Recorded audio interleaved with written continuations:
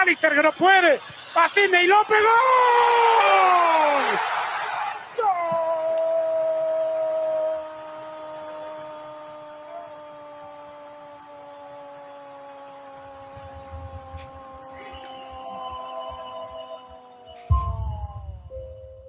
The following is a presentation of Hobson Media. Woohoo! All right, what's up? Not really an opening statement guy, but I will open with this statement. I'm fired up to be here.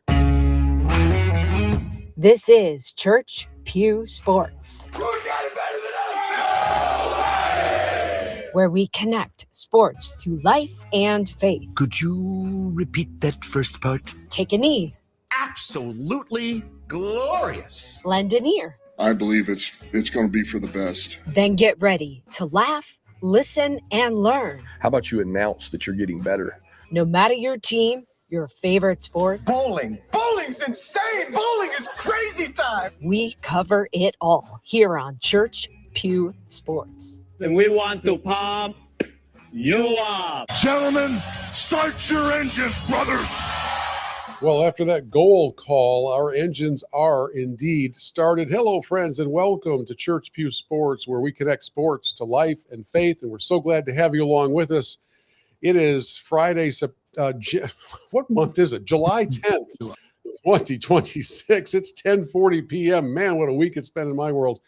We are glad to connect with everybody and kind of catch you up to speed on what's happening in the world of sports. Bill Hobson here, along with Pastor Paul Miller and David Collins. And by the way, you can watch this episode on our Church Pew Sports YouTube channel. Some of you may be watching it live right now because we are live streaming on the Facebook page for Church Pew Sports and on the YouTube channel. So if you're watching live, please drop us a comment in the chat. We'll put it on the screen and we'll answer your questions, or you can make fun of us or whatever you want to do.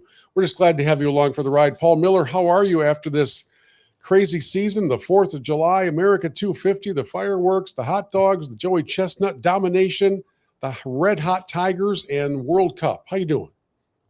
I am doing great, Bill. I think what you just said is anybody that actually jumps in the chat for the live feed here has no life whatsoever because they're sitting around at home on a Friday night at 10:30. What does that say about us? Well, same thing. So we same thing. Yeah.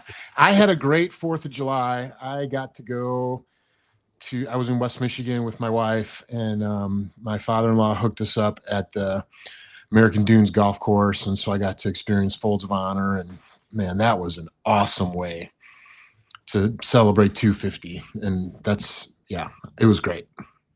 Paul, I have a friend who I have not spoken with in probably 15 years who decided that July 2nd or 3rd would be a perfect time to reach out to me and ask me if I could possibly get him on at American Dunes on July 4th.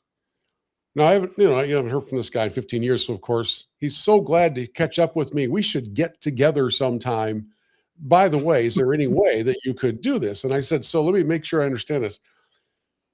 You would like for me on the most patriotic weekend in the history of our country to get you a tee time at the most patriotic course in the country, which is nigh unto impossible. And I politely declined. And oddly enough, we haven't talked again since. So anyways, I don't know. I'm sure he's excited to talk with me again. David, your 4th of July, besides immersing yourself in all things Detroit Tigers, how are you? Oh, I'm doing wonderful. It's been a little bit of a heat wave out here. And Paul, there's somebody sitting right here who lives in West Michigan. You were super close.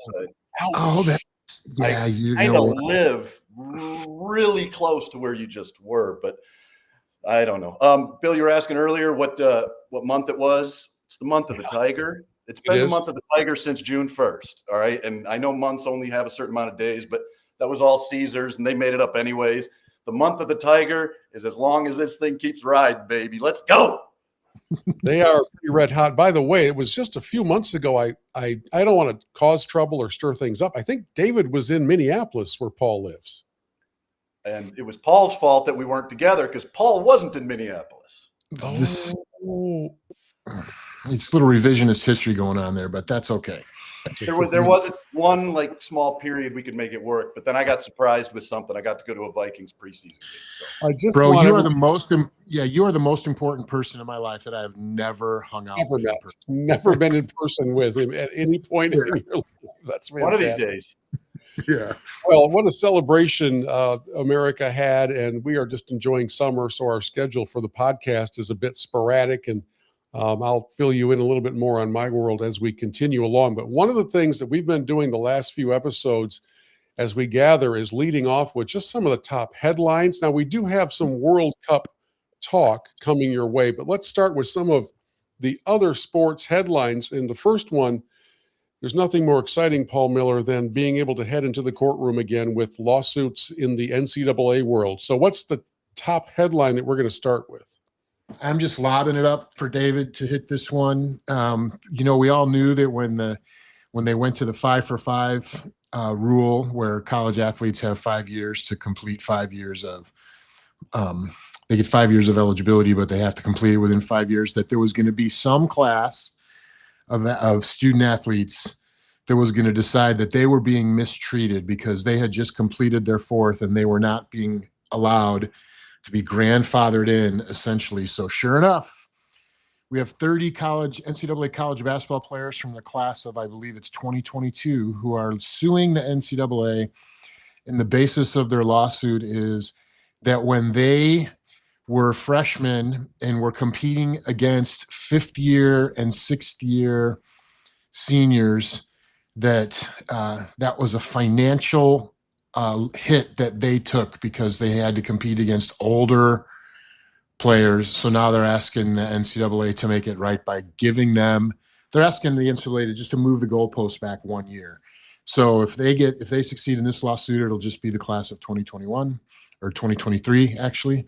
And that's the question. I just, it's that whole thing about, are they ever going to get antitrust protection? And the answer is no. So there's just always going to be lawsuits. Well, it does seem that way. And whenever we talk about NCAA and policy changes, revisions and updates, it seems like the next paragraph is the number of lawsuits being filed, class action style, because nobody's happy with pretty much anything. David, I'm going to put you in the judge's robe for this one. What's the not what's the most likely outcome? What should be the best outcome in this scenario? The 5-for-5 and eligibility and all that stuff. I'm really fascinated by this whole situation because honestly, there's not truly precedent. I mean, there have been class action things in the past. I know Iowa football tried to, organize and get together, form a union, some different things. This one actually is tough because you're bringing into account a bunch of stuff that we've never dealt with before. I mean, you had COVID years, which added extra years onto other people's eligibility. You had people coming back 6 years, 7 years. We make jokes about it all the time on this podcast. How Indiana, their team was essentially a year younger than the Chicago Bears starting off at. So it's like there's all these things happening, and the problem is there's no template for how to deal with it because the template always used to be the NCAA gets to end up deciding what happens. And since they've been proven to be completely a toothless organization, despite how much they bark, it's really interesting to me how they're trying to maintain relevance. And I know you brought up the antitrust thing, and listen, I'm glad they're not going to get antitrust. It's completely ridiculous that they would get this immunity to rule it in a way that they want without ever having to be questioned on it. Because, hey, we got antitrust, we got exemptions. You can't even question it. Sorry, this is the way we do business. So I'm glad they didn't get that. But it does appear they're trying to make efforts to bridge some gaps. Everything just seems so far apart. I'm not sure if we're ever going to get conclusion on this anytime soon. So what would be your ruling if a college athlete came to you and said, hey man, I have been financially damaged by the fact that during my 4 years of college eligibility, I had to compete against people that were older than me. And the year that you chose to enforce the ruling, I was the cutoff. So what would you say to that guy? I mean, I guess there's a burden of proof on how can you prove that you lost out on that money? Were you good enough? Was it specific? Do you have specific instances? So, I mean, it's really difficult to say. it does seem unfair, and it stinks that the rules changed out from under you, you know, but at some point rules have to change and rules have to adjust, and you have to figure out how to deal within the structure. I don't know. This one's honestly a really tough call, because I could totally say, hey, if it's a one-time thing, but if it opens the door to other people then looking at other situations where they can get in there and and get a big group of people and jump in, all of a sudden you're opening the door for a bunch of other lawsuits. So if, on the one hand, you want to do the right thing, be like, okay, yeah, you guys, sorry, here's a little compensation. But on the other hand, you're like, but Pandora's box, I don't know if it's worth it.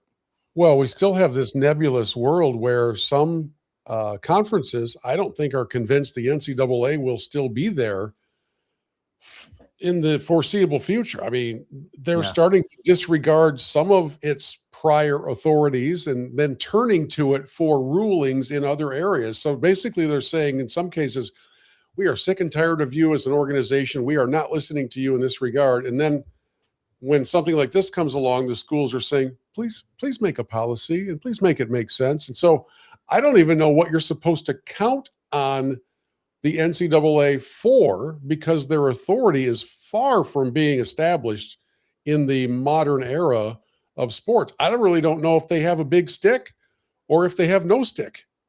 Right. Yeah. Okay. Let's go to our next headline item, because there's a team in the National Basketball Association on the western side of our country. They're located in the City of Angels. Very popular franchise, an iconic gold and kind of purple uniforms, and names like Magic Johnson and Kareem Abdul-Jabbar and Bronny James, just part of the fabric of this organization. In fact, they recently were able to extend the contract of young Bronny James. Shockingly, and certainly completely unrelated to the timing of that extension, but the day, or the guaranteeing of his contract, the day after his contract was guaranteed, his dad made a fairly sizable decision, certainly completely unrelated to the timing of making sure that Bronny was going to make $3 million this year. Paul, why don't you take us into the LeBron free agency sweepstakes and his hosing of the Lakers? Well, yeah, I think it's just kind of ironic that, you wait until your boy's money is guaranteed and then you announce that you're not coming back. And so I've been actually an apologist for LeBron on this whole, I want to play with my son, because I think that's actually pretty cool that he's going to do it. This is not cool, what he just did. My question to you guys is, there's every franchise in the league that has any potential package of assets that they could put together for LeBron. I'm wondering what you guys think should be their appetite for that. We hear Steph Curry talking about it and this and that and everything. So I'm up here in Minnesota, right? And the buzz around my friends up here in the office and where I work and everything else is, man, we got Anthony Edwards, we got LaMelo Ball. If LeBron really just wants to ring chase, this is where he needs to come. So there's all this buzz from all these Minnesota sports fans who are otherwise bored out of their minds because they have nothing to cheer for, right, in the state of Minnesota. I'm wondering if that phenomenon rings true anywhere else around the country. I know there's a whole list of potential suitors that are all, sending video messages to LeBron and everything else, and he's getting all the attention that he wanted. But what are you guys hearing? And I don't know that I have a prediction of where he's going to land, but what are you hearing? I think you nailed it with the attention aspect. And this is obviously, we've known this about LeBron for some time. Like every time something big happens in sports, he goes, I just had a feeling that dude was going to go score 70 points today. Retroactive predictions. Yes. Yes. You did, bud? All right. I think it's fascinating. I actually don't hate what he did with Bronny. I mean, he's being a good dad, and who cares about the Lakers? Had he done it to the Pistons, I'd be upset about it. But that's, but if he brought the Pistons a title, I'd have been happy about it. So, there's nuance to this. I don't see Minnesota as a possibility. I get the excitement, and it would actually be a good fit, but I think that there's too many ties to Miami, and there's too many ties to Cleveland. I just think if he's going to go out with a team that could be with him, with what they've got now, a potential champion, I don't see why he wouldn't go and end his career back in Miami with Giannis, or back in Cleveland as But that whole thing's weird to me because I don't think he would go back to Cleveland unless they got rid of James Harden, which is hysterical. I don't think LeBron wants to play with him at all. Who does, right? Oh, sorry. I don't think Cleveland wants to play with him at all either. There's this unique conversation about diminishing returns. LeBron was really quite good in the playoffs, largely because in the regular season he really wasn't that much of a factor, and probably wisely kind of managing minutes and rationing them out and managing effort. You can't argue with the longevity of this guy, but there's going to have to be a realistic approach to the amount of money that he would accept from a team, because in these days of silly money in the league, he's not a $40 million a year guy anymore.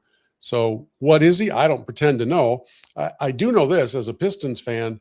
I haven't heard their name involved in anything, but I would really hope that there's no discussion along those lines. I don't have any desire to deal with that 3-ring circus and what's probably a retirement tour anyways, because you're ending up getting somebody who will probably be a part of 40 or so regular season games. And while the desire is likely still there to be the number 2 option on offense, a lot of teams have developed their 1 and 2 options. And so would you come to a city as LeBron with the ego that we know he has and be willing to say, hey, I'll just do whatever you need me to do? It's why Miami makes perfect sense. Yeah, it's why Miami makes perfect sense, because their stars right now are Giannis and Bam. Mostly both really good defensive players, both down low. LeBron would have the freedom to shoot threes because they would clog the lane. I just think that's the perfect fit for his style of play, because Bam's not like I need the ball to score type guy. So LeBron and Giannis could share their touches and Bam could still get hits. It makes sense for him to go there. But like you said, would he take a mid-level exception to go somewhere? I highly doubt it.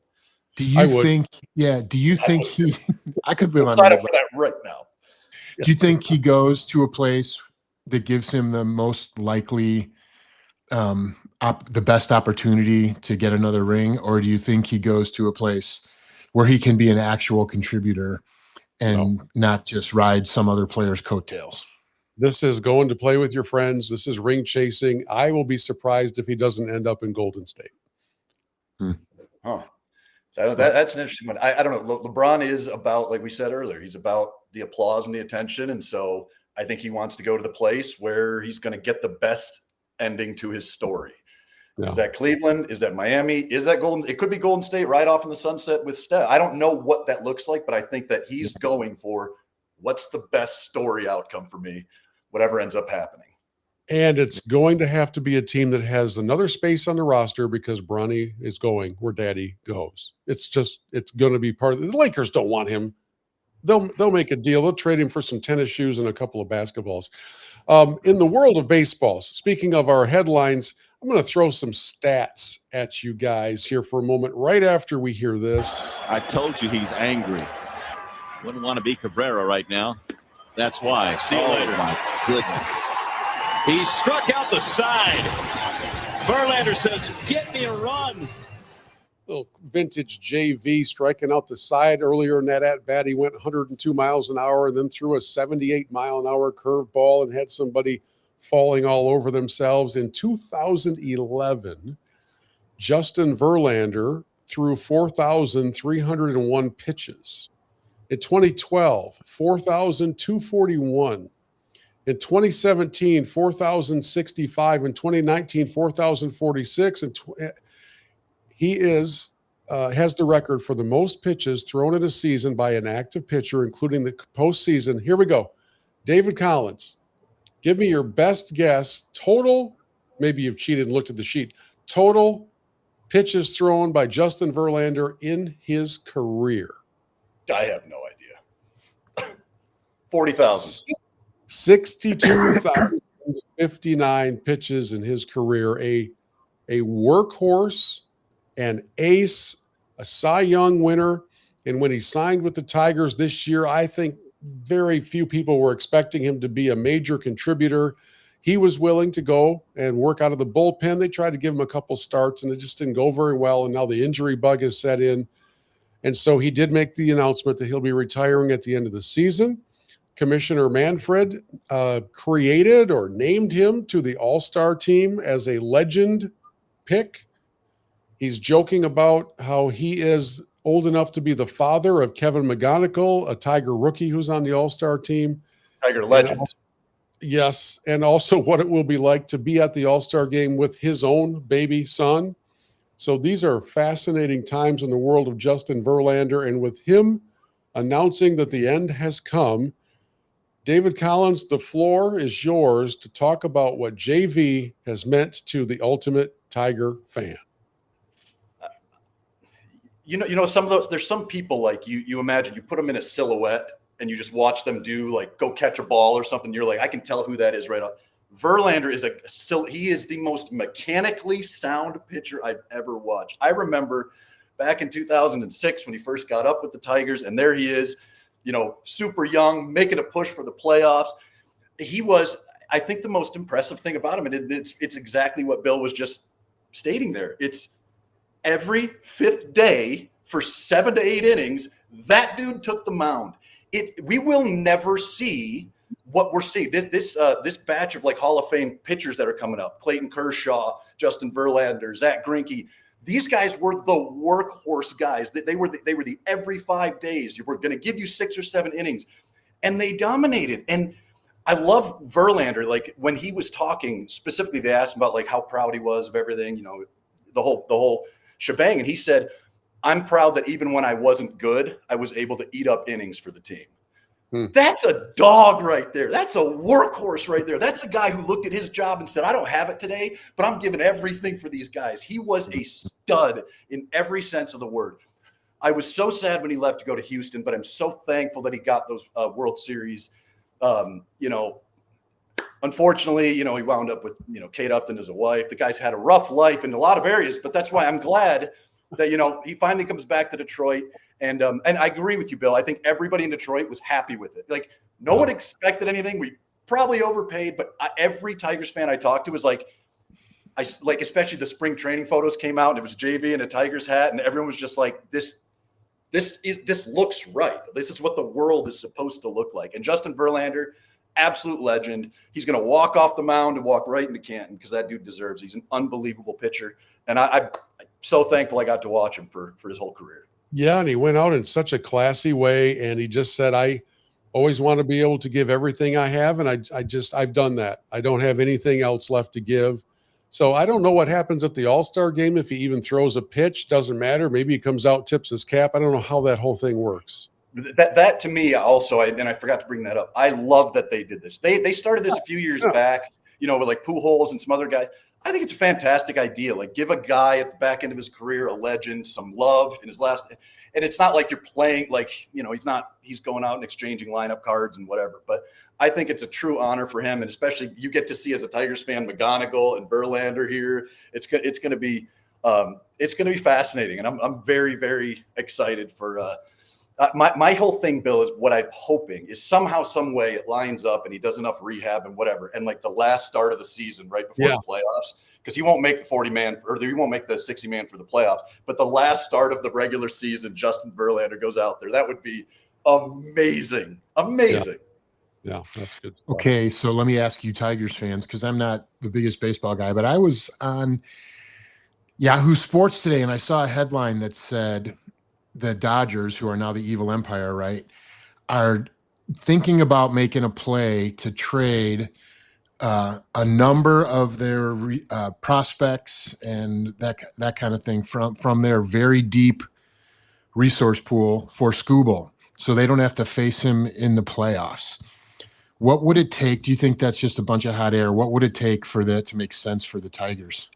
Well, I don't think it's a bunch of hot air, but there's this interesting position that the red hot Tigers are in, because the question as to whether they're going to be sellers, buyers, or holders, I don't know that it's been firmly decided. They're in a very weak division. They're still very much in the mix. They played the worst baseball in the history of the game in the month of May.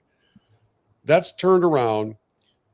David, I don't know. They already know. I think it's a pretty safe assumption, unless Scooble has some divine intervention, that this is the season, the last one for him, and they either get something now or they get nothing at the end when he becomes an unrestricted free agent. Do you think they're open to offers now? I'm going to throw a little curveball in the situation here, but the Scooble situation's been fascinating to Detroit fans because we absolutely love him. We want him here. We want him to be around for the playoff run. We want him in those big games. All of that, yes. We all love it.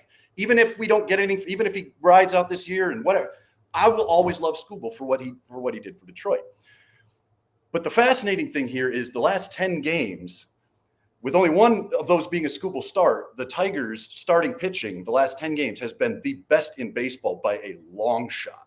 They're it's like under 2 ERA. Like, they are killing it. So now you're looking at a rotation where Casey Mize appears to have taken that step. You got Flaherty looked really good tonight. Framber for another few years. But you talk about Troy Melton. Troy Melton, everybody who's not a baseball fan is a baseball fan. Troy Melton is the best pitcher in baseball you haven't heard of.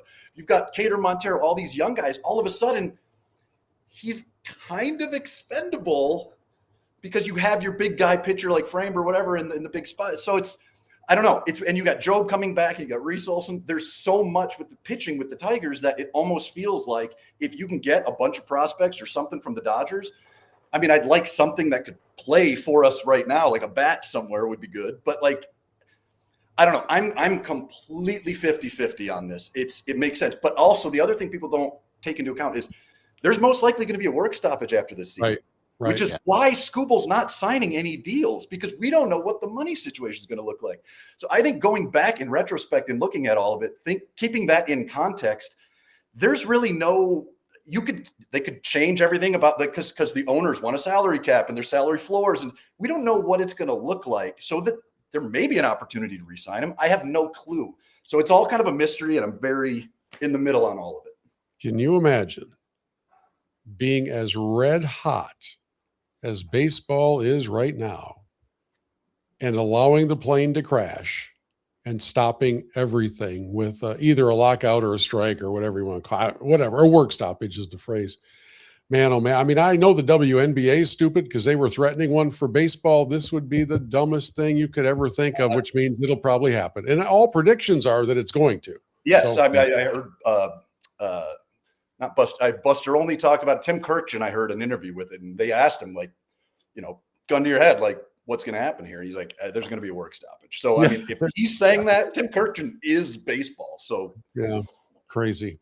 Okay, so there's the headlines of the week, but the headline really of the month in this 6-week period is taking place on the pitch. Look at me using terminology.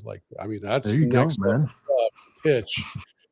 And we've got a lot of ground to cover talking World Cup stuff. The first headline that I want to dive into is the moment that appeared to change not just sports, but apparently the world together all at once. And that was the rescinding of a red card.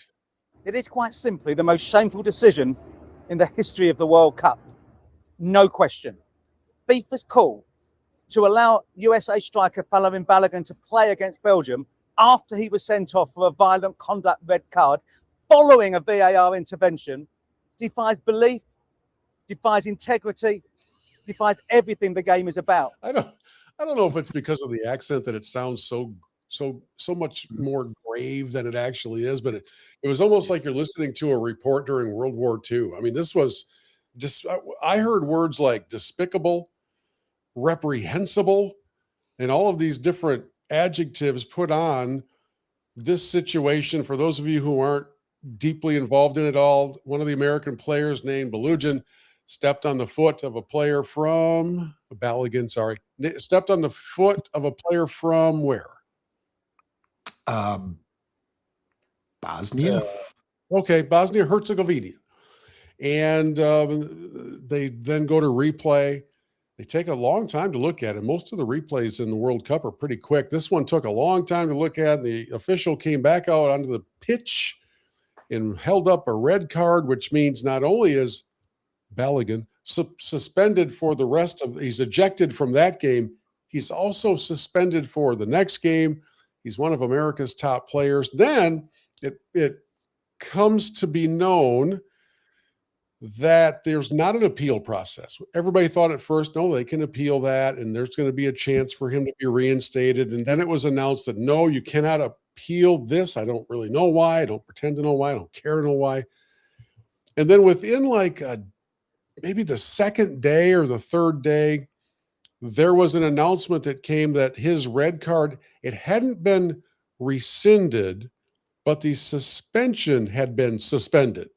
So he still was tagged with the red. You guys stop me when I get this wrong. He was still tagged with the infraction of the red card, but the suspension for the game that was coming up, which was a huge game, the biggest game for America in quite a while, he was now going to be able to play in that game. And as one of our better players, that was a pretty big deal. And then word began to leak out of how this happened. And I think everything has been confirmed. I don't believe I'm dealing in conjecture. It appears as if the president of the host nation for the World Cup, that's the United States, made a phone call to, I believe he refers to him as the president of soccer, if I remember right. And president of everybody. President of everybody. And put in a word or two about the penalty that was imposed and encouraging a review of it. And I don't know what encouraging is defined as, but the review took place. So now a world that is already on go when it comes to the mention of the president of the United States was on go times 10. And now it was us versus the world. Paul, take it from here. Yeah, I think your synopsis is pretty accurate, Bill. They essentially I'm a soccer guy. That's why. They put him on probation basically and said, behave yourself for the next year, I think it is. And if you don't, then we're going to suspend you then, which makes it really irrelevant. Here's the thing. There has been precedent for this kind of a ruling before. I think it was with Ronaldo, right? Flo Balogun is not Ronaldo. And so the fact that it benefited the U.S., the fact that it was looks like our president put his thumb on the scales a little bit to see if he could suggest that they review the decision, however you want to say that. That's why the outrage and everything else. The most salient comments that I heard in all the coverage on Fox was from Thierry Henry, who said, he's like, I think it's actually at the end, it's the right outcome because it shouldn't have been a red card. But then he said, I wish they would have done this within 24 hours because now both teams who have been preparing for the last 3 days with the assumption that he's not going to play, both teams have to change their game plan 24 hours before the match. And it turns out that Belgium is just better, right? And the U.S. were swimming in the deep end. And, there was some stuff on Belgium's team social media afterwards, trolling the U.S. and saying appeal this kind of stuff and everything else. And I don't think it cost them a match. I think they were going to lose anyways. But it was a distraction. I'm kind of glad Trump did what he did. Turned out not to matter. So, David, how shocked were you to learn that FIFA was susceptible to undue influence? It doesn't seem like the kind of organization that would lend itself to that. I'm sure you were clutching your pearls. Oh, it was, just such an upstanding group of people, and to just succumb to this, it's shocking. I don't know. It hurts me personally. Okay, I want to say a few things on this subject because I think, and I don't mean to offend anybody, but I'm just going to say it. I think the keep politics out of sports people and our Trump fans, it's kind of like the Venn diagram's kind of a circle. So this one's kind of an interesting one to me, that they're praising that he did that, but they want to keep politics out of sports. That seems really political in the middle of sports, which he does with every sport. But anyways, I don't want to, we're not going to sit on that subject. Just throw that out there. Think about it. I guess the big subject to me is I want to talk about why we lost. Yeah. Christian Pulisic is supposed to be Captain America in the last 2 World Cups. Well, we didn't make the last one. And like this one, he misses most of it, and he doesn't really have much of an impact on it. And it was weird to me. And I know there's a lot going on right now. Landon Donovan called him out and basically ripped him and said, hey, I'm the only other person kind of in the world that knows what you were going through, even though you're going through it way more than I ever did. Like, I kind of at least have a category to understand it. And he basically ripped him and said, like, his people, the team behind him, like his agents, they don't give anyone access to him. They keep him away. He's like the sheltered person. He never signs autographs. It's like Landon Donovan basically said, I was a jerk when I was young, and I had to learn, like, if I don't want to be looked at this way, I gotta change something. And Christian Pulisic right now is on that. He's got to figure out like what is it that's going to move him? What is it that's going to make him turn a corner, take another step, do something? Because you keep seeing guys consistently show up. You know, Balogun, we didn't even know who he was. I'd never heard the name before this World Cup. And he comes in and he's instantly like, okay, that's actually the guy. Like, when I see that happen, I'm like, yeah, that's what it looks like. When I see Pulisic happen, I'm like, there's nothing here. I don't get it. So anyways, I just find it interesting that the whole situation is kind of a mess right now from start to finish, which I love. Obviously, you know, I love messes and these things. So I'm enjoying it. Do you believe the headlines that said he actually suffered a broken leg? Like they were talking about, is he injured? Should he have been able to play through it? And now they come out 2 days later. It's like he actually broke his leg.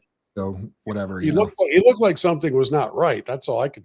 But the whole I will say this, like I mean, if I just kicked a soccer ball as hard as they did, I would break something in my leg. So I'm not trying to disparage anyone's toughness or athleticism.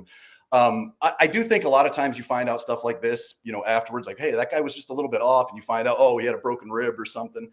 I wouldn't be surprised if he truly hurt it. I mean, he's been dealing with it for a while, so it makes sense that it would pop up again in a big moment. He did kick that guy's shoe, like the back of his foot, really hard, which but you're right, bro. He like I thought Berhalter actually came in for him and had more of an impact on the game than he did, which is sad to me. I just think, like I heard one of you guys posted something, and I just thought it was the funniest thing comparing Team USA to Penn State, right? Yeah, I did. That whole idea of, man, you look really good against teams ranked number 20 to number 40 in the world. And then when you play top 10 pro clubs, teams, whatever, you lose. It's like James Franklin led Penn State, you know? Yeah, I think Bill posted that about Penn State, and then I posted one right after that said USA is the James Franklin of you know, the soccer world. And the best comp that I saw, it wasn't really a parody necessarily, but somebody said this is just like an 11-6 matchup in the NCAA tournament, and the 6 took care of business. You know, the U.S. team was not favored. They weren't supposed to win that game, and they didn't win the game, and they were not close to winning that game. But they also showcased a complete collapse in composure from the goaltender's position. I mean, there was some decisions made. I don't know soccer, but I do know that you don't do the things that 4th grade soccer players do. And so that led directly to a really, I think, Paul, you said it earlier, an embarrassing kind of a loss. They just got smoked at home, by the way. This was a home game. I know it's a big home, and I know that we had the president on our side, but we got destroyed. And by the way, for those who care about this kind of thing, the ratings in America since then, of course, have taken a steep dive, because a lot of peripheral soccer fans, myself included, would make it appointment television to watch whenever Team USA played once every week. And so now you're gonna see a lot of drop off in that, but there's still really good competition taking place. It is fascinating. And I played this at the very beginning of the show today, but you know, if you have the chance, I don't want to say this to disparage the American broadcasters, because they're good. They're fine. They know soccer or whatever. There is nothing like Argentinian soccer broadcasting, and these goal calls. Monteiro. It's just wild. Semedo. Libre. López se cruza. McAllister que no puede. Pacinde y López. ¡Gol! ¡Gol!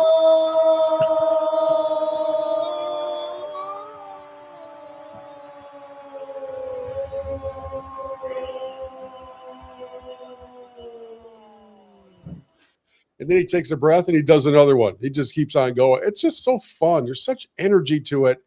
And I know you guys have both been telling me that there's nothing like the electricity in a stadium around World Cup. And now having been able to watch it for a few weeks, it's crazy. It's LSU Saturday night home game in the swamp. It's that an SEC evening game in one of those big rivalries is the only thing that I can compare it to, because the Big Ten doesn't get that loud. There's not that much electricity even in the big game. It's crazy, and it's been such good theater. So, Paul, other than the U.S. doing what it did, what have been your biggest surprises, or are you looking at the semifinals and seeing exactly what you expected to see? Well, it's kind of, man. I think the World Cup just continues to deliver great theater, and we're like the top four teams, the top four rated teams are still alive. France and Spain have made it all the way through the semis. England and Argentina are playing tomorrow, I think it is, to see if they end up filling out the other half of the bracket. Game. Yeah, it's going to be some great soccer tomorrow. And so it's the teams that we want, if you're a soccer purist or a football purist, the teams that you want to see playing in the money games, right, are making it through. And the players that you want to see leading the way, like Mbappe and Erling Haaland, Thor, and Messi, those guys are all competing for the Golden Boot. So it's like all the storylines that we would want are there. The U.S., we said before the World Cup started that if the U.S. made it to the round of 16, that would be a successful tournament for them. If they made it to the round of 8, that would have been exceptional, and they didn't. So they kind of did what we would have expected them to do. It is what it is. The games have been great.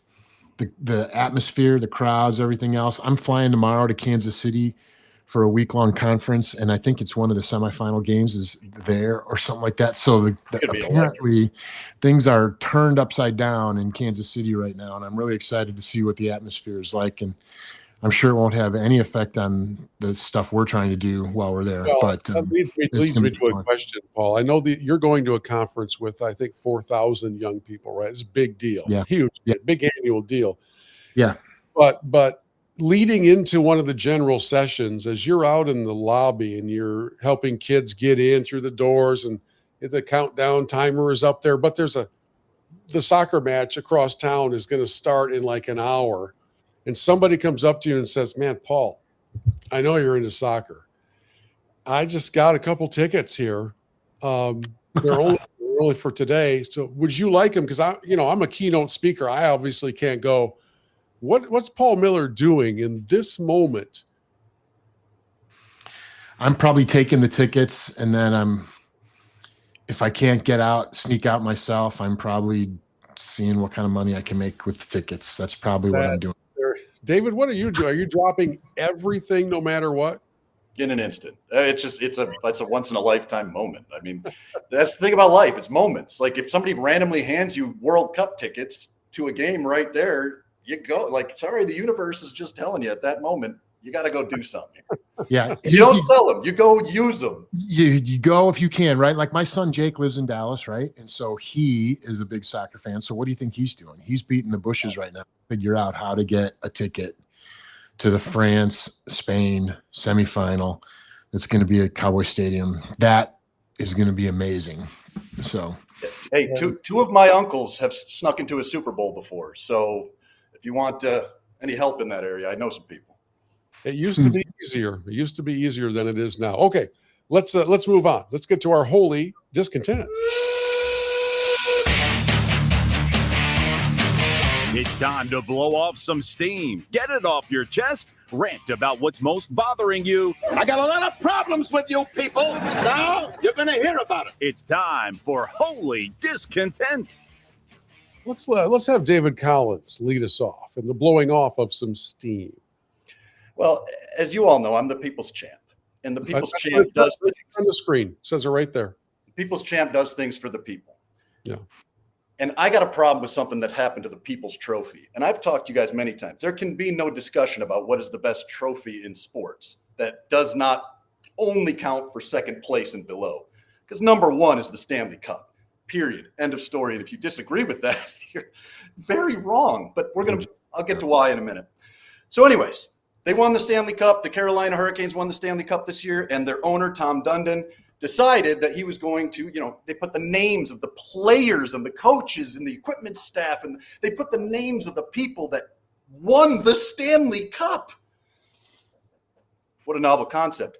Tom Dundon, the owner, however, has decided instead that he is going to engrave the names of his wife and 5 of his children on the Stanley Cup. And not only did he didn't throw it in there as like an afterthought. He put it on the Stanley Cup. His name, his wife's name, and 5 kids' names. One of them 7 years old. Okay. None of them have anything to do with the Carolina Hurricanes, and their names are on the Stanley Cup. He did it before they mentioned any of the players. So that is a disgrace to the most. Why was that allowed? Why was that allowed? How could anybody? You have to do. Bettman, I don't trust Bettman to do anything right. Somehow the NHL is actually a good place, despite Bettman. But Gary, look at me in the eyes. Okay, let me make it full screen here. Hang on a second. Ready? Okay, go ahead. Gary. I don't mind if Tom's name stays on there. He owns the team. But you look at me. His name goes after the players. All right. And none of his other family members go on there. I don't care if Veroshka or Dax and any of the other kids out there. They don't get on the trophy. All right. This thing is sacred, buddy. All right. Fix it. Yeah. Well said. And how long until a team wins it all and decides to put the name of their primary corporate sponsor on there? So it's Domino's Pizza, and then it's. If a team came to me, if the Detroit Red Wings won and they came to me, you're a huge fan, we want to put your name on the Stanley Cup. I would say, with great respect, thank you, but my name does not deserve to be on that cup. Period. End of story. Because I'm a real sports fan. I don't do this crap. Tom Dundon, Dax, Drew. All right. Paul Miller, American Outlaw, you're wholly discontent. Yeah, Bill, American Outlaws are one of the big supporters organizations for U.S. soccer, just so you know. That's what that is. Not know that. Yeah, I figured you didn't. My holy discontent is with VAR. We've been talking about this so much as we've been trading text messages during the matches and stuff like that. And the technology is so precise that you can be offsides by a shoelace, kind of, or a toenail kind of thing. Yeah. I think we have the clip of the call that was made against Croatia, and I just want us to listen to this call. Jurisic was waiting, Matanovic, and is it going to go in? It does, it's remarkable! Guardiola was on the scene. Croatia player number 20 touched the ball and headed to the goal scorer. Final decision, offside. Yeah, so what happened there is the Croatian player, the ball hit his hair, and that ended up playing his teammate offsides, and the tying goal against, I think, Portugal got called back. It's crazy. Here's what's amazing to me, Bill. We were joking about this, like you were talking about. There should be like a little grace period thing, and there should be a yard of space or whatever. Do you know? Stride. Do you know a stride? Do you know that Arsene Wenger made this proposal that was called the daylight rule for offsides? And the idea was if any part of your body is on the same line as the body of the last defender, then you're onsides. But if there's a yard of daylight between you and the last player, that's when you go offsides, which is exactly what you've been proposing, Mr. I'm not a soccer guy. So thank you very much. The other thing that I would tell you, this will make you sleep well tonight, Bill. I think the Canadian Soccer League this past year has been experimenting with this daylight offsides rule. They've been implementing it for the last 6 months in their professional league up in Canada. And the players have been having a little trouble adjusting to it, but it's made for much better theater. And the calls that have had to be made are not drama based on a little bit of your hair touch the ball, and there's more scoring. It makes it more entertaining. If games are 5-4 instead of 1-0, people would like soccer more. I'm sorry. Yeah, so it is like that. How the NHL plays the blue line, right? It's kind of exactly the concept.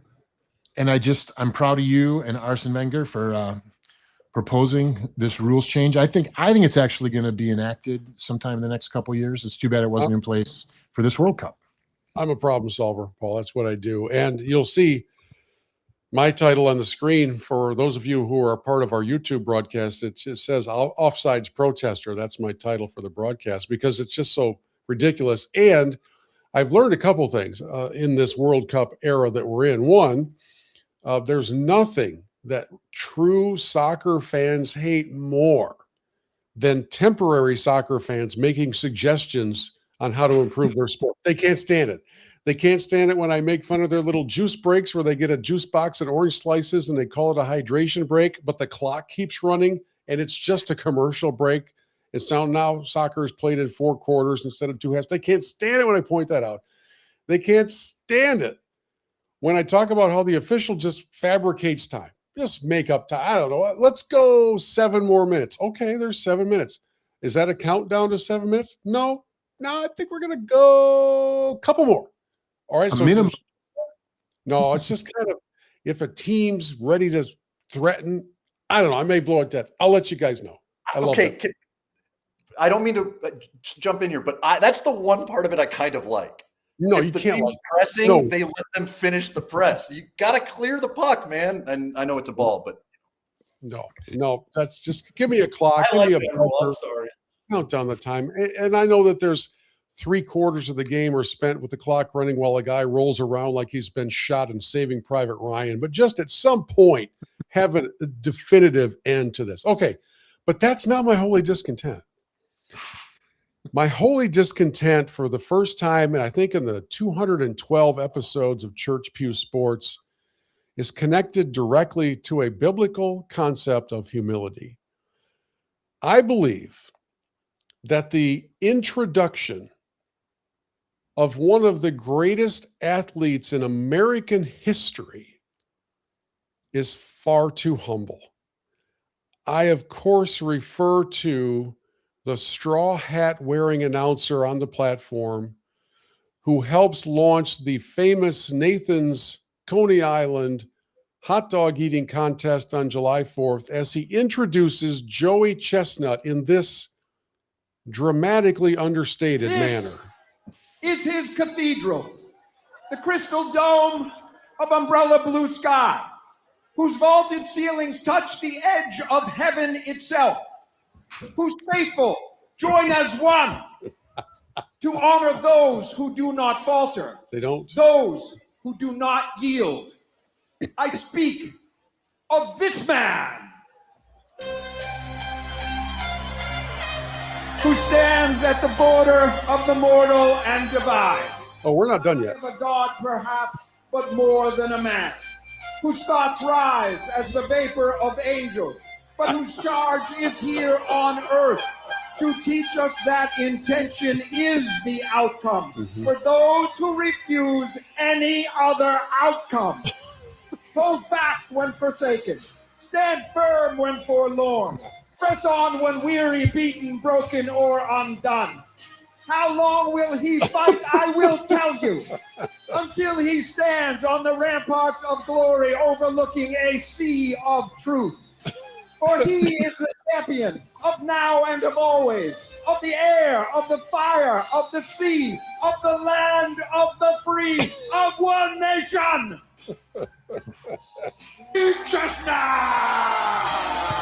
Oh my goodness. All I'm asking is that you would just add a little enthusiasm to it. Is that too much to ask? Listen, in my general rule is I want to make all of sports more like professional wrestling. That is exactly what I'm looking for. Chestnut an athlete or no? Quick answer, David Collins. Competition. Oh, Paul? No. You guys are both forgetting something. 2 years ago, he's in the middle of eating and he gets attacked by a protester, pounds the guy away while continuing to eat hot dogs. That's not an athlete. That's an enforcing hot dog eating champion, David Collins. Keep politics out of my sports. Oh. Right now, this minute, today, this week, I am the man. It's time for that guy where we tip the hat to somebody who's doing things well. I'm going to lead us off here. I've spent the last 2 weeks in a series of 13 and 14-hour outdoor days shooting our TV show. For those of you who don't know, I host a TV show about golf. We're blessed to do it, and it's been in the 90s most of those days with the humidity to match. I have sweat through more clothing than I thought I could possibly sweat through, and I have a TV crew that's with me for all of it. So none of you know these guys. They aren't even listening to this podcast, but well, I think Larry might. So to Greg and to Larry, and in this most recent shoot that ended just a couple hours ago, to Philip. And I will tell a quick story about Philip. He rode with me to our shoot 2 hours away from my home. He rode back with me from our shoot where his car was waiting in my driveway. And when he got out of my vehicle, we began to unpack things, and he realized that his suitcase is still sitting in the hotel 2 hours away. That's how this week went and ended. And I'm just thankful for those guys because, man, we have a lot of fun. We eat way stinking too much, and we are greatly blessed. But I'm grateful for reliable and talented and dedicated folks that work with us. David Collins has been with us on crew before as well. And it's a good time, but it's been a hot time. So to those guys, thank you. You're that guy for this week. Paul. Okay, that guy. I think this is right in your wheelhouse, David, as well. We were talking about Erling Haaland, the guy who looks like Thor, plays like Thor for Norway, right? He's 25 years old, and he has a girlfriend that he isn't married to yet. And one of the reasons that they're not married yet is because she's not a big fan of soccer, of football. Right. So he goes on this TV show to do an interview between games, and they ask him about that dynamic between him and his girlfriend. And I just thought his answer was amazing. Yesterday, we were eating dinner, and I checked if there were any games. Man United, West Ham is playing. Let's put it on. My missus said, I'm so sick of football. We watch it all the time. And I'm like, yeah, that's the reason why we are sitting here. She says, I'm so sick of football. We watch it all the time. He goes, yeah, that's the reason why That's the reason we're in the United States right now. And that's the reason you have all the nice things you have right now, is because football is paying for all of that. Yeah. I love that. I love that he has a sense of humor. And did you hear his one from, I think it was today or yesterday, where he's talking about the England matchup? No. And they were asking about it, and how confident are you in Norway and your ability to he goes, oh, we have no chance to win. But I'd put us at 0.3% chance. Honestly, there's no chance England doesn't win this game. They're unbelievable. In fact, I think you should just go ahead and put all the pressure on them, because it's all up to them. They've got this thing. He just did a whole routine. It was hilarious. He's awesome. He's awesome. He's having fun.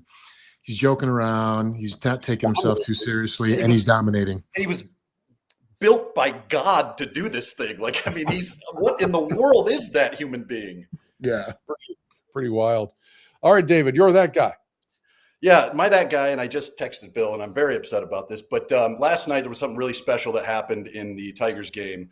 There was you see it now? Yeah, I'm kicking myself right now. Hang in there. Phil, for a minute. I may be able to. Yeah, I could do that. So there's a young player that came up to play for the Tigers last night. His name is Eduardo Valencia. It's his first. Last night was his first ever major leagues at bat. His first ever time in the show. He's been in the minors for 8 years. He lives in Venezuela. He has a lot of family and friends in Venezuela. So with the earthquakes and all the stuff that's been happening out in Venezuela, and then him traveling and his parents couldn't get out of Venezuela to come to the game, but his wife was able to be there.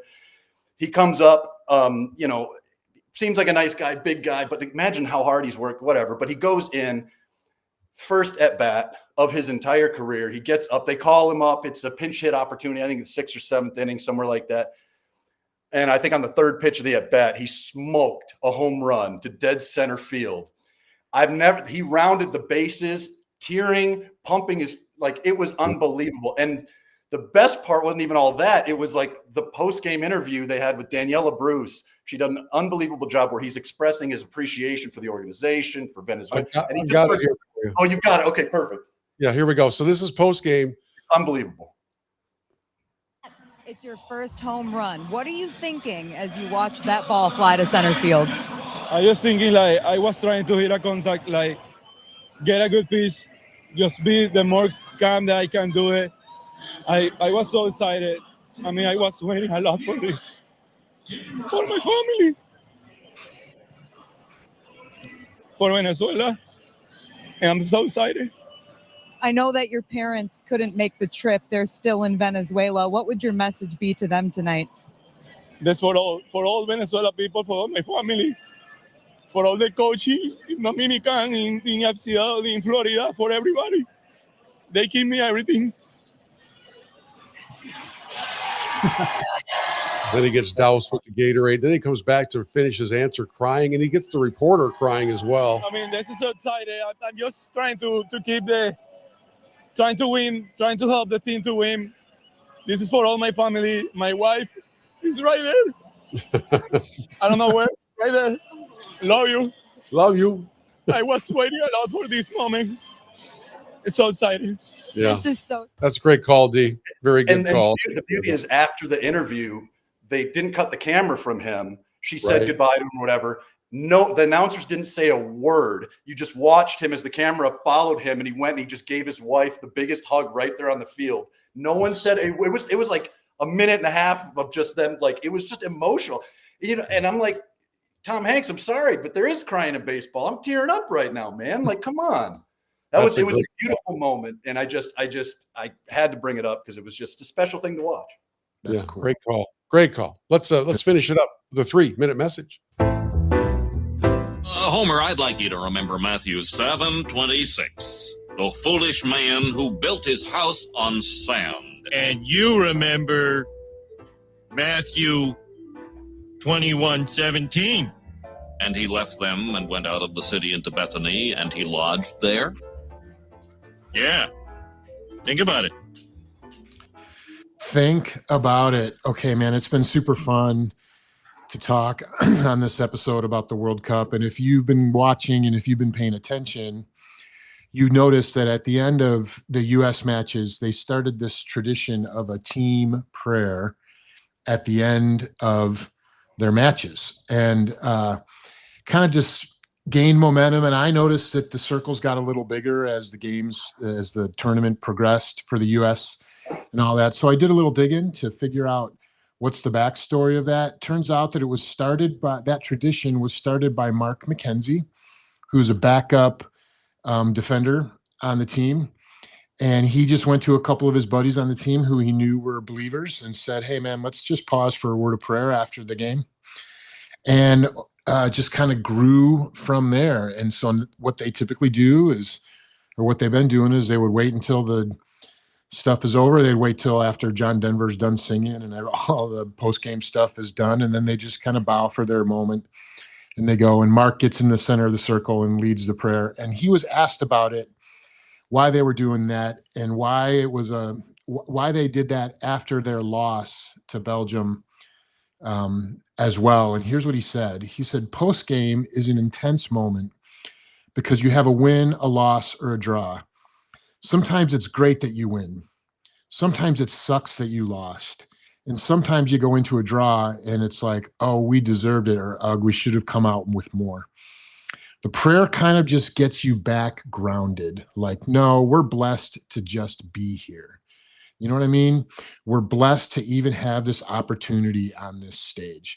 So that's his explanation for why they're praying win, lose, or draw. At the end of every match, they're circling up as a team to pray. And it's just reminded me of 1 Thessalonians 5, right? Where Paul says, pray continually, give thanks in all circumstances, for this is God's will for you in Christ Jesus. And I just think that the U.S. men's team, at least that aspect of what they've been doing, they have been setting a great example for all of us. Doesn't matter the outcome of the game. Take a moment and thank Jesus for giving you the opportunity. That's a principle that we should all live through with every single day, despite circumstances. At the end of the day, we should pause and say thank you. You know, I do this little liturgy ritual thing every night as part of my getting ready for bed routine. It's called a daily examine, where it's just like a walk through different things that remind me to be grateful, remind me to thank the Lord for things that he's blessed me with, relationships and opportunities and other things.